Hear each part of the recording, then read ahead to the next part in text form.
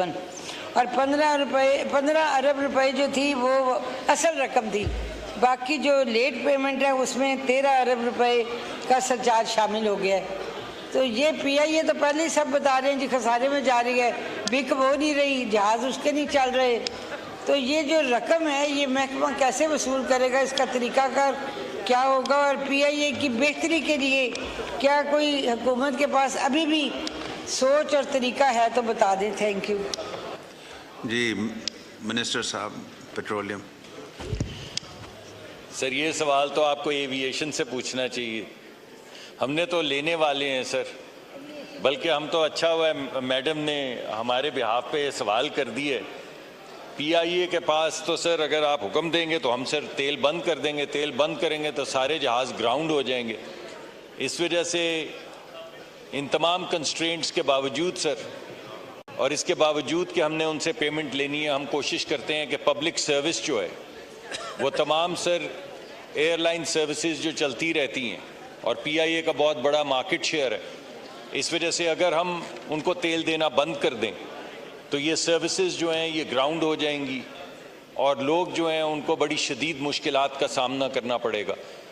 तो एक तरह से सर मेकिंग श्योर कि हम पब्लिक सर्विस जो है उसको चलते रहने दें, इसके बावजूद कि हमने उनसे 39 अरब रुपए लेने हैं सर, हम उनको जितना तेल रिक्वायर्ड होता है वो फराहम कर रहे हैं।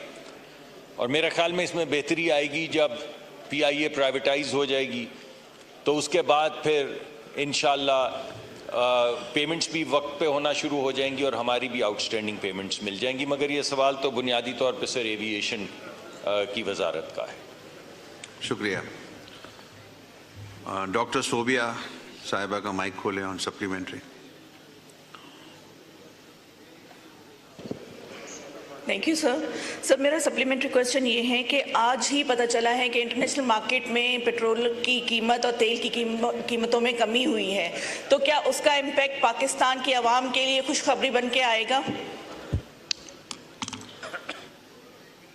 जी मिनिस्टर पेट्रोलियम, माइक खोलें। जी माइक खोल।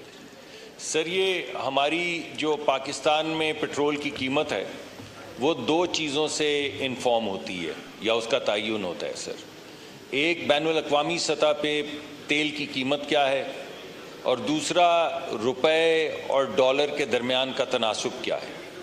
क्योंकि अब इकॉनमी हमारी स्टेबलाइज हो रही है, इन्फ्लेशन भी नीचे आ रही है, तो उसके नतीजे में आपने देखा है कि पिछले जब से ये हुकूमत आई है वो जो आपको एक इरेटिक नज़र आती थी, कभी डॉलर 300 रुपए का, कभी 310 रुपए का, कभी 290 रुपए का, अब ये 275 और 80 के दरमियान में स्टेबलाइज हो चुकी है। इस वजह से ये तो मेरे ख्याल में इर्रिस्पॉन्सिबल होगा कि मैं फ्लोर ऑफ द हाउस पे ये कहूँ कि तेल की कीमत क्या होगी, बिकॉज उसकी वजह से तेल की सट्टेबाजी शुरू हो जाती है, लोग अपने रिजर्व्स रखना या डिप्लीट करना शुरू कर देते हैं।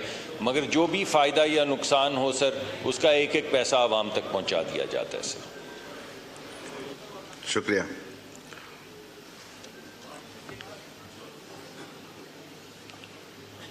जावेद हनीफ अब्बासी साहब हैं, बटन। मोहम्मद जावेद हनीफ खान साहब। पूछना ये चाह रहा हूँ कि इसमें आपने टोटल अमाउंट बताई है 29.4 बिलियन, जिसमें प्रिंसिपल है 15.64 बिलियन और सरचार्ज जो है 13.4 बिलियन। ये रेट ऑफ सरचार्ज क्या है? ये इतना अमाउंट लगता है कि 90% के करीब जो आप सरचार्ज दे रहे हैं इसमें। जी मिनिस्टर पेट्रोलियम। ये बड़ा अहम सवाल है और बिल्कुल बुनियादी सवाल है। अगर आप किसी बैंक से पैसे लें तो उसको पैसे वापस करते हैं ना, जितना असल लेते हैं वो वापस कर दें, बाकी बंद कर दें। जब बैंक से आप पैसे लेते हैं तो उनको असल भी देते हैं और जब तक आप अदायगी कर रहे होते हैं तब तक उनका सूद भी देते हैं। पूरी दुनिया का ये असूल है।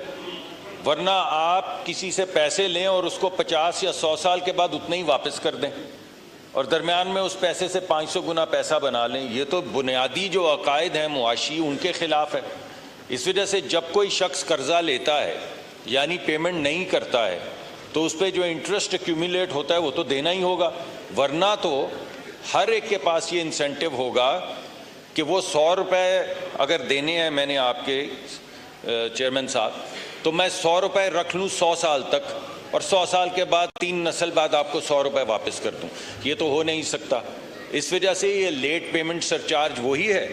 जब आप कर्जा गाड़ी के लिए देते हैं तो उस पर जो इंटरेस्ट देते हैं, जो आपने कभी डिस्प्यूट नहीं किया, जब कर्जा घर के लिए लेते हैं और उस पर इंटरेस्ट देते हैं जो आपने कभी डिस्प्यूट नहीं किया, जो कर्जा अपनी फैक्ट्री के लिए लेते हैं और वापस करते हैं उसके इंटरेस्ट के साथ और आपने कभी डिस्प्यूट नहीं किया, ये वही अनडिस्प्यूटेड सर इंटरेस्ट रेट है। शुक्रिया। नेक्स्ट क्वेश्चन, मिस जरताज गुल साहिबा, not present. Next question, miss Tahira Aurangzeb साहिबा। थैंक यू डिप्टी स्पीकर साहब। Question number 190। आंसर भी टेकन एज रेड, सप्लीमेंट्री। ये जी मिनिस्टर साहब ने बड़ा अच्छा जवाब दिया है। वो अच्छा तो नहीं दिया कि किसी भी मुल्क की जानिब से रियायती नुस्खों पर तेल बरामद नहीं किया जा रहा।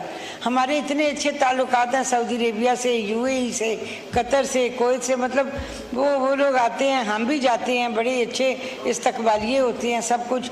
तो क्या बात है कि कोई डायलॉग्स नहीं किए गए उनके साथ कि हमें रियायती नुस्खों पर कुछ अरसे के लिए तेल दे दें। मोहम्मद नवाज शरीफ साहब, मुझे याद है कि जब वज़ीर आज़म बने थे तो 6 माह तक सऊदी गवर्नमेंट ने पाकिस्तान को फ्री तेल दिया था। तो ऐसी कोई सूरत हाल अब नहीं पैदा की जा सकती। Thank you ji. Minister petroleum. Chairman साहब, ये 2 अलग-अलग चीज़ें हैं। पहली बात जो सवाल पूछा गया है कि जो तेल है वो हमें किस भाव मिलता है, तो तेल तो हमें मिलता है सर बैनुल अक़वामी जो कीमत होती है तेल की उस पे मिलता है। उसके इर्द गिर्द फैसिलिटीज़ होती हैं। मसलन सर कुवैत के साथ हमारी एक डील है जिसमें जो डीज़ल की बैनुल अक़वामी कीमत है उसी के ऊपर हमें डीज़ल मिलता है, लेकिन जो प्रीमियम होता है उस प्रीमियम पे हमें डिस्काउंट मिलता है।